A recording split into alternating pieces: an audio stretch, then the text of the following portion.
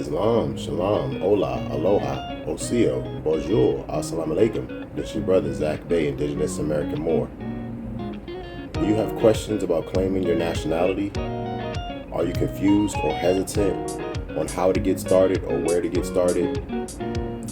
Resources on what to study, questions and answers, maybe even a question on where to purchase an authentic fez.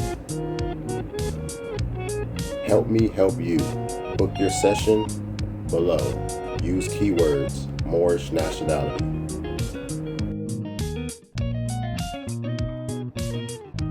What if I told you the reason you feel temptations for certain things and certain sins is very specific to what you're supposed to do? If you have the urge to smoke or damage your lungs, it's because your voice was made to worship. The enemy's trying to silence you that was meant to praise. Whoa. If you have crippling self-doubt or insecurity, it's because you're meant to lead and inspire. If you weren't dangerous to darkness, it wouldn't try to mute your confidence. If you have constant distraction and procrastination, it's because you carry strategy, vision, and ideas from heaven.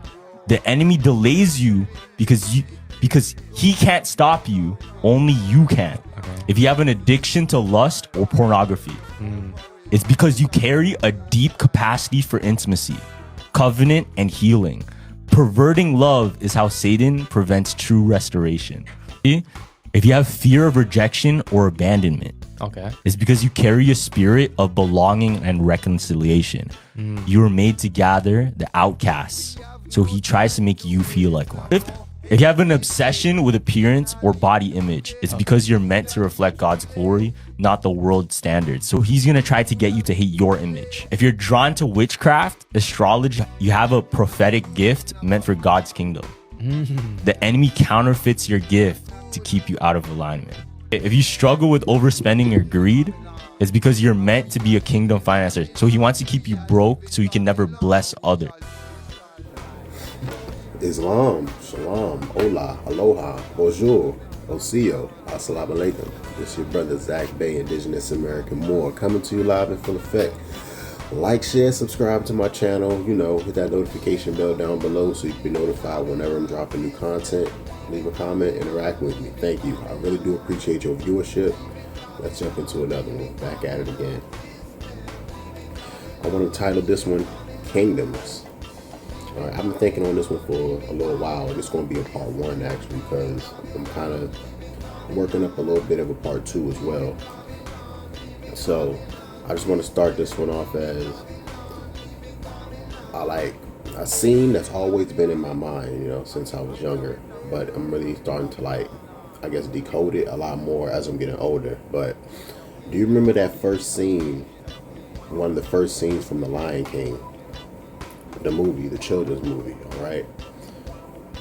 It was like a rock called Pride Rock, and the baboon, Rafiki, held up Simba over the whole Pride lands to show that this is the future king, all right?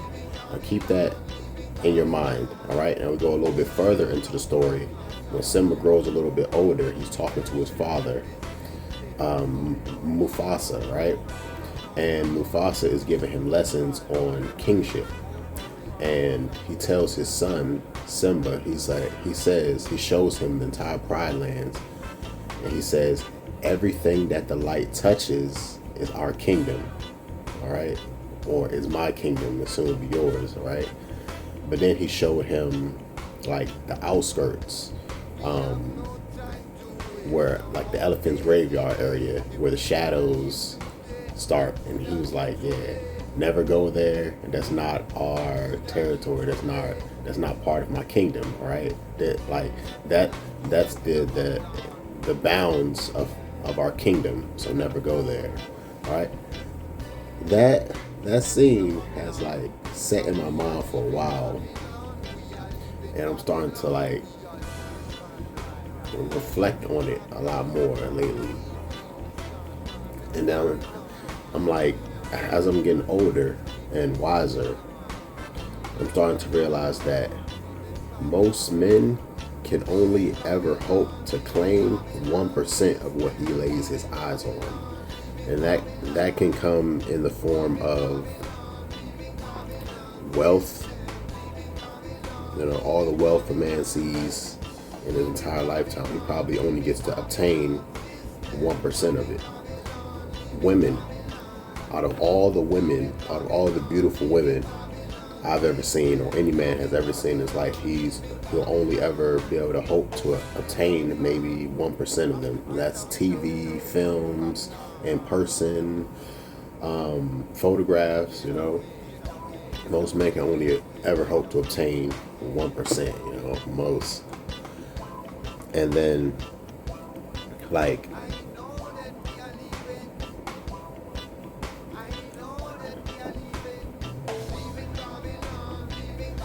even when it comes to gains, like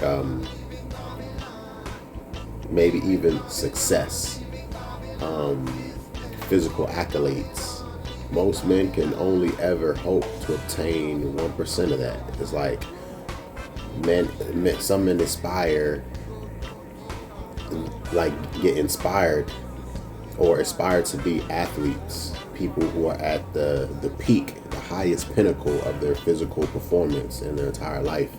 And most men, dream about that, might fantasize about one day being able to do something like that. Or if that was them out there on the field, you know what I'm saying? And just getting yourself to that level, most men never achieve those kind of goals. So it's like a lot of men, a lot of us out here, we kind of get used to not being able to obtain what we really want in this world. Most of us, we get accustomed to being denied, or not being good enough, or not being privileged enough, or not having the right circumstances, not being in the right situations.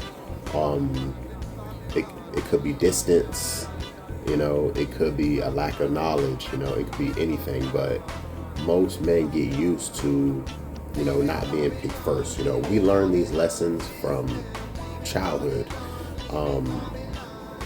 Being picked for kickball, being kicked for manhunt teams,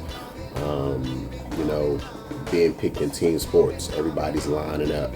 The most athletic people, or the most popular people, they get picked first, or they are the team captains, right? That's how we used to do it back in the day. The most popular, or whoever had the ball or whatever at the time, was a captain. Somebody else be a captain, and then they pick amongst all the children who are lined up who wants to play, and the teams are formed, right? That's how we used to do it.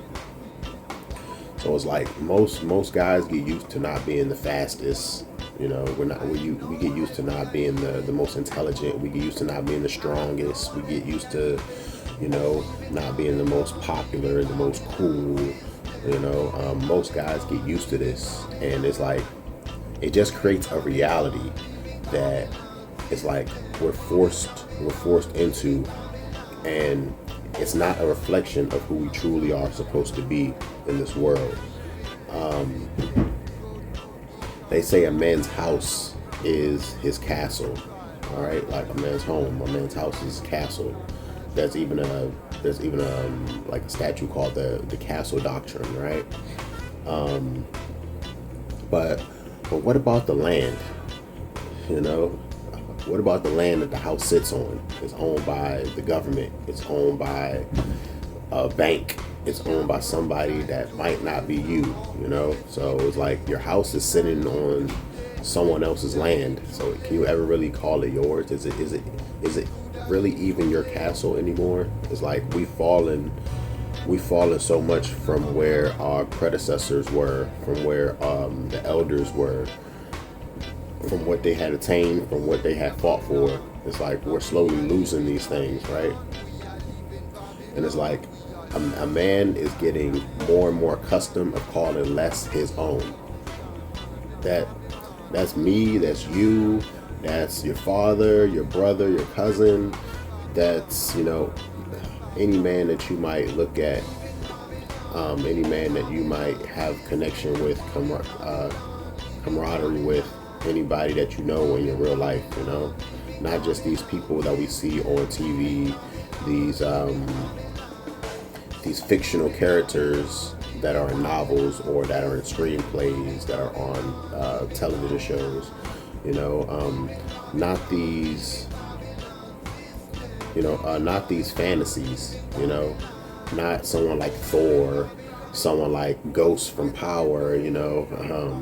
These people are fictional, you know. It's not real, and as a society, is like, especially the men in society, it's like we're getting pushed into a corner where we can call less and less our own, where it's less likely that we are looked at as kings. Let's say a man's reach extends further than his grasp. You know, I thought about that. Your grasp is what you can hold, what you can reach out your physical hand and touch and obtain, you know, what you can hold in your hand, what you can capture. But your reach, a man's reach, goes far beyond what you can reach out with your physical hand and grasp. It could be your platform, it could be your legacy, it could be any type of mission statement, any kind of any type of mission that you are on out here, that you are known for, that even when you aren't in a room, people might bring up your name. A field of study, someone quotes you, your research, your accomplishment, your achievement, or whatever that may be, right? So therefore, it extends your reach. You know, it could just be, you know, I'm working on extending my reach just by making these videos, and these videos can reach a lot more people than I can physically walk past or physically have conversations with and talk to each and every day in, you know, the real world. You know, in this digital space, you know, my reach can be seen far and wide. You know, it can reach countries, it can reach people that I've never met before, that I've never spoken to before. And it's sort of also like time traveling, because as I'm doing this now, it can be looked at in the future. It can be looked at, you know, and actually make a difference right then when somebody's looking at it, even though I've done this in the past.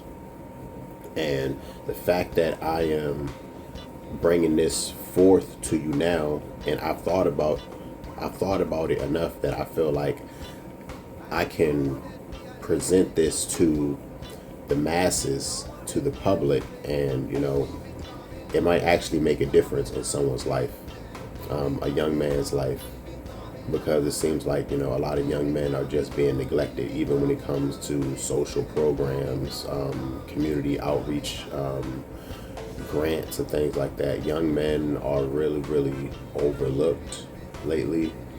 You know, and it's just like a trend of things. You know, we can't leave our young men behind. Let's see. A man's vision is more than his eyes can behold, right? So by that, it's like your vision, not just from your eyes, all right? That's sight. Vision and sight are two different things, you know, just like sight and blindness are two different things, you know? So if you have sight, you can clearly see out of your eyes. If you're blind, you can't see out of your eyes. If you have vision, you're seeing with something that's beyond your eyes. You're seeing with your mind, your mind's eye. You're seeing with your heart. You're seeing with your soul. It's a vision that might not be a physical vision. It's a vision that could be purely spiritual. It's a vision that could be purely mental. It's a vision that is not of this world. You know, that's what a man's vision is. A man's vision can see beyond time and space, can see beyond dimensions, can see beyond realities. You know, that's what a man vision truly is. It's not just sight. It's not just what you see with your eyes, but with the physical organs. You know, it's something greater. Sometimes it could be something that you can't even explain in words. You know, it's just there. It's just there for you to reach for, to strive for, to attempt to manifest, to attempt to cultivate.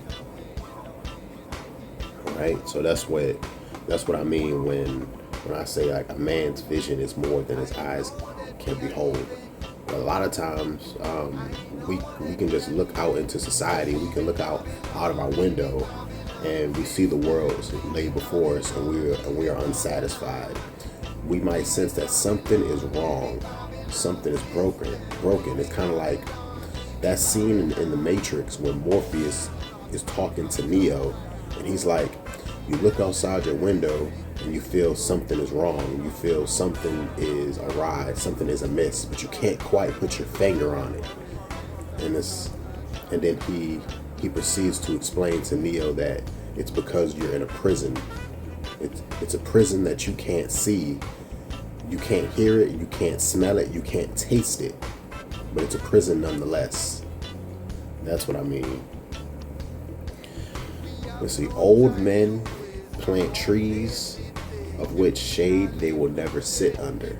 All right, that's a quote that I heard, and I put it at the end of a few of my videos, and it's always stuck to me. You know, that's one of those quotes that is near and dear to my heart because it makes so much sense. It's like, you know, as you get older, as you get wiser, you realize that you want to leave something behind for those who are following in your footsteps, for your prodigy, for your legacy, for those that you care about, for those that you may never meet, but you care about because they are of you, they are of your blood, they are of your clan, they are of your family, they're of you know, they are of you. It could be your grandchildren, it could be your own children, or it could be your grandchildren, it could be your great grandchildren. But it's like, most young men don't do this. Most young men don't go out and plant trees in their youth, and then they get to sit under them as an older man. You know, I'm not gonna say that's very rare, but it's rare enough that it's uncommon, right? So it's like most men only realize the value of that shade, of these metaphorical trees that I speak of. They only realize the importance of it as they get a little older in years. And then by that time, it's already too late for them to enjoy the success or the metaphorical shade of that tree. You know, it could just be a sapling that you plop into the ground in your backyard when you're 35, 36 years old. Boom, you plop that sapling into your yard and into the ground, and say that sapling is only 3 feet tall. You know, small little thing. Years and years go by. You're fertilizing it. You're watering it. It's getting plenty of sunlight, and it's growing and growing and growing. And that 3 feet sapling, let's say if you're 35, 40 years go by, you're 75, that sapling might only be 12 feet tall by that time, you know, and that's still not that big of a tree. That tree might need another 20 more years to actually, you know, fan out and, you know, actually be able to shade the ones who might sit underneath of it. And that's the way we need to plan, you know, as we get older. That's how we have to set groundwork for the plans that we have for the future, right? So, you know, old men plant trees in the shade they will never get to sit under. And there's this saying, as someone, it's the saying goes like, someone casts a big shadow or a wide shadow. All right. So when they say someone casts a big shadow, a wide shadow, and you gotta get out of their shadow, is normally somebody who came before you, a predecessor. So say it's your father. Your father was a very successful man in whatever business field, whatever practice he might be adept at. Your father passes away, and then you are following in his footsteps, but you have not reached the level of success. And everything you do in that field of practice, anyone who ever comes to you, gets referred to you, people having contact with you on a daily basis, they're always bringing up your father. They're always comparing you to your father. They're always measuring your level of success to what your father had attained before you. And some young men might reach a pinnacle of success, and that pinnacle is as high as they've ever accomplished, but yet it's not anywhere near as high the reaches as their father or someone who came before them, grandfather, older brother. So therefore, the younger person might feel like that they're in the shadow of that person, and they can't ever get out of the shadow of that person. You get what I'm saying? So it's kind of like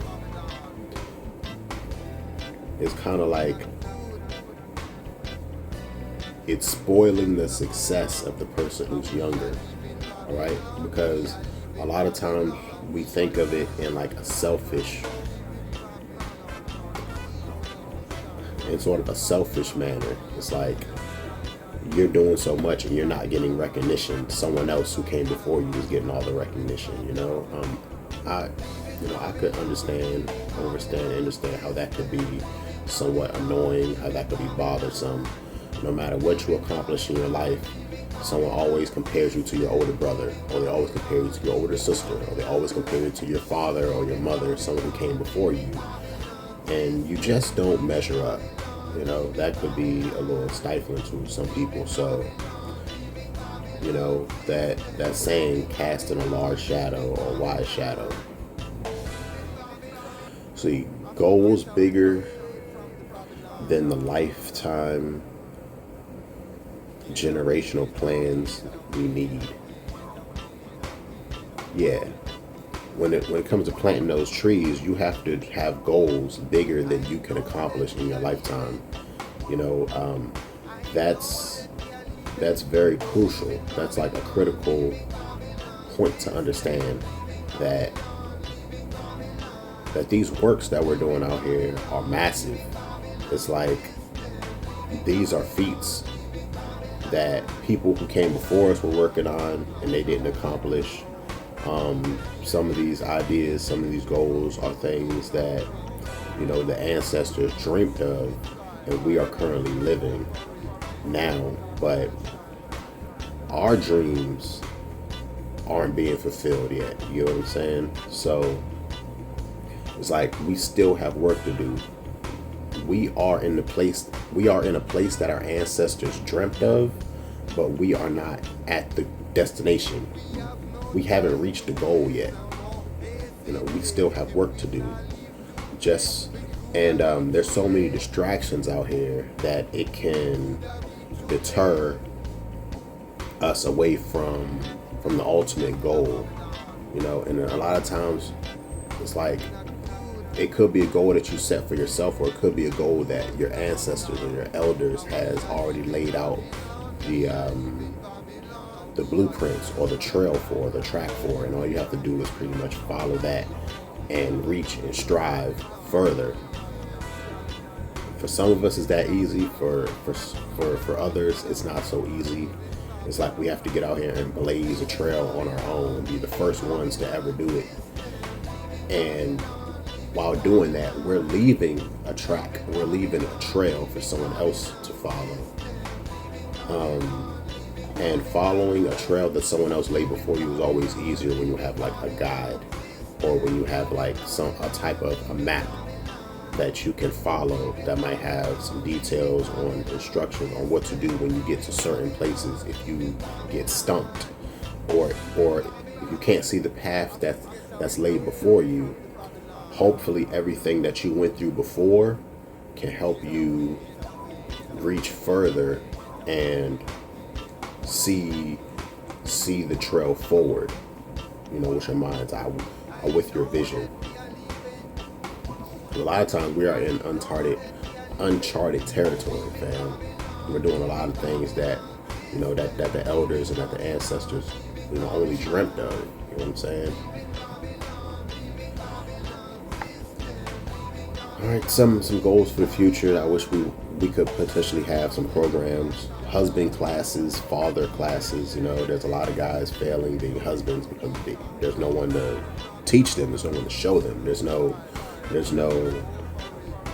role models for them, right? So people are just winging it. Fathers class, young fathers. There aren't enough older fathers out here setting a prime example in the mainstream that these young fathers can look up to and strive toward, and model themselves after. Home birth classes, of course, I definitely believe our people should be having more home births. Doula and midwife classes. A lot of our young ladies, they're in the CNA field. They're being, nurses and stuff like that, medical assistants. These women can pivot and get into the doula and midwife, so they can help our sisters have these at-home births, and they can set up, companies, corporations to actually, hire teams, to have teams of women who go to homes and check up on women who are having these home births, because we know our women are having a lot of issues inside this medical industry that we are damn near a victim or product of, right? Studies and research have already come out claiming and saying that so-called black people, the Moors of America, we live longer when we have physicians that look like us. We have better health outlooks. All right. I also want to say ex-con reform classes. We need to correct this institutionalized mindset that a lot of these brothers come out of the system with. Some maintain and get themselves straight, or keep themselves straight once they get out of that system by being away from drugs and alcohol so long. But others fall victim and fall right back into those same traps, right? They've been away so long that they want to have a sip, or they want to have a dose of whatever drug of choice that they choose, and they fall right back into that same cycle of criminality, of victimhood, of low vibrational resonance, so we have to help these brothers and reform this institutionalized mindset. All right, I think of that movie Shawshank Redemption, when Red was talking to Andy Dufresne, and the old dude Brooks got out of prison, and he ended up, offing himself, only like a few weeks or whatever after he was released, because he had been locked up for so long that's the only life he knew. That's the only world he knew. And he couldn't adjust to like the outside world. He couldn't really get up to speed with it, right? That institutionalized mindset is a real thing, fam. It's a real thing. It's people who are locked up and like that's all they know, fam. That's all they know. I seen a video of an uncle who got out. And you know what I'm saying, and the young brother was filming him, and he came into the room, and he was like, "Unc, what you doing?" You know what I'm saying? And his uncle had been locked up for umpteenth years, you know what I'm saying, 20 plus, I'm sure. But he had all his food and snacks and stuff lined up just like he would have it inside of his prison cell, because he'd been so accustomed to living like that. He's still setting it up the same way, and he's outside free. Wow, man. So yeah, we definitely need that. I would say young etiquette classes, and teaching our young people while they're young, early teens, preteens, teach them how to eat properly, silverware, what's the name of certain silverware, how to set up a table for dinner guests and stuff like that. Where does your napkin go? How not to eat with your mouth open. How to be polite, how to get back to our royal status, fam. Like we're really missing that. We're really missing that. Like whenever you see our people and our people are elevated and they have great etiquette and they're very personable, it's like you really feel like you're entertaining or you're encountering royalty, fam. And that's the way all these other cultures feel. They know who we are, fam. It's just a lot of us have fallen so far, but that's what I'm doing. I'm out here trying to uplift and raise fallen humanity. Family planning classes, they already have these, but it don't really seem to be working. We need, maybe like a new outlook on some of these family planning classes, because birth rates are dropping, marriage rates are dropping, so we have to do something to build up our families. I was also thinking on our nation of people, since birth rates are so low, marriages are so low, we might need to look back into arranged marriages. You know what I'm saying? I'm just gonna put it out there. Arranged marriages. Some well-off families, or some families that are in a good position. They have a young boy, the other one has a young girl. Those families meet each other. When the children are young, meet each other, get acquainted, and they build a bond between those families. All right, they're having parties together. They're having barbecues. They're having meetings throughout the years just to build up that family bond, because soon those families will be one. Because that's originally what marriage was for. Marriage was to combine wealth. Marriage was to build dynasties, fam. That's what marriage was for. So we need to get back on that and not just have it out here,